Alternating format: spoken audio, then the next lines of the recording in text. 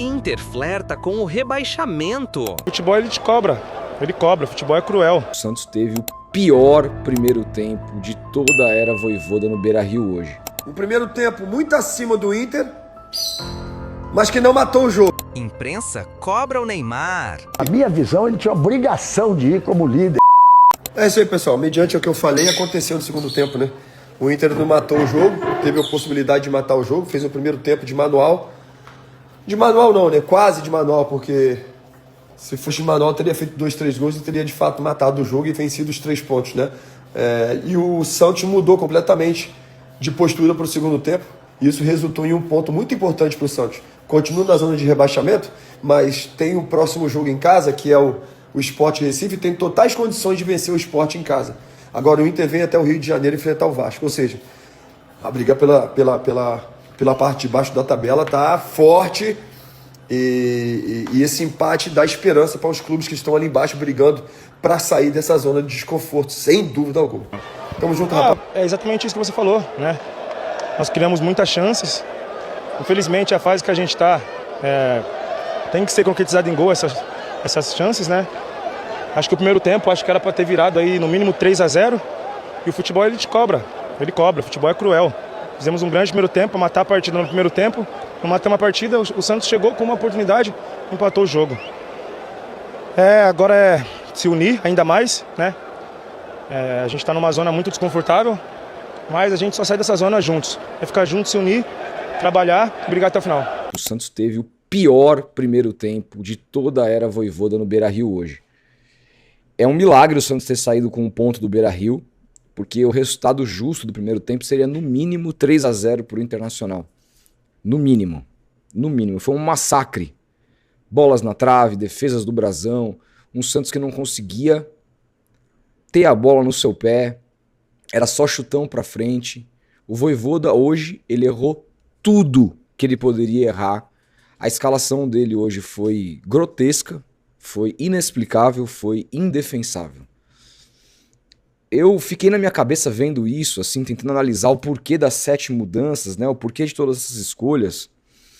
Eu pensei, será que ele meio que cagou para esse jogo? Será que ele pensa que ele tem 3 adversários que são em tese mais acessíveis, uma vez que o Santos se enfrenta 2 rebaixados, 2 últimos colocados na sequência, e que depois provavelmente pega um Cruzeiro descompromissado com seu time reserva em casa? Então, eu pensei, será que ele trocou esse jogo? Não que ele entrou para perder, não é isso. Mas será que ele resolveu poupar fisicamente o time para ter todo mundo na ponta dos cascos fisicamente para os 3 jogos que mais importam? A minha dúvida foi essa, porque se não é isso, e eu quero entender o que ele vai falar na coletiva, se não é isso, se foi pela ideia dele, se foi por uma questão tática, uma questão de análise do Internacional, aí é muito preocupante. Aí é muito preocupante. Você pode discordar como eu discordo. Se a gente descobre que foi uma estratégia para segurar fisicamente os jogadores para os próximos jogos, eu não faria isso. Eu não faria isso porque eu acho que os 3 pontos de hoje são os mesmos 3 pontos de sexta-feira, né? Mas, outra, eu acho que você tem 4 jogos, irmão. É um campeonato só, tem que ir com a ponta dos cascos em todos os jogos e ver o que vai acontecer. Mas se for isso, o cara de repente tem acesso a números que a gente não tem, números médicos, clínicos, físicos, etc., que a gente pode simplesmente não ter, a gente não tem acesso. Então fala, de repente esse time do Santos estava esgotado, tinha jogadores que fisicamente não tinham condições de atuar num melhor nível físico hoje. Então, portanto, as mudanças do Vojvoda foram por isso. Eu queria falar do jogo do Santos com o Inter. O Casagrande acabou de falar aqui que na decisão da Champions, ele tinha operado o joelho, recuperou, mas não dava para jogar. Não, eu operei 2 meses antes, recuperei. No teste, na terça-feira, eu jogava na quarta, eu não conseguia fazer a curva, eu fui para o banco. Mas você não tinha condições de jogo, mas você botou o uniforme e sentou lá. O Santos tinha hoje um jogo de vida ou morte. Na minha cabeça, e eu vou perguntar para o Luxemburgo se ele já fez isso e o que ele acha. E quero saber do Casa, do Mauro e do Bodão. Eu acho, ele é o capitão do time, ele é uma grande estrela internacional, ele veio para botar o Santos para cima, o torcedor é apaixonado por ele. Ele não tinha obrigação de ir lá, botar o uniforme e ficar sentado no banco? No banco não sei. Mas mesmo que por que Mas não? se acompanhar a delegação ali, eu acho que você deveria ter ido. Ficar no hotel, ir no avião, participar da preleção, ficar na convivência ali.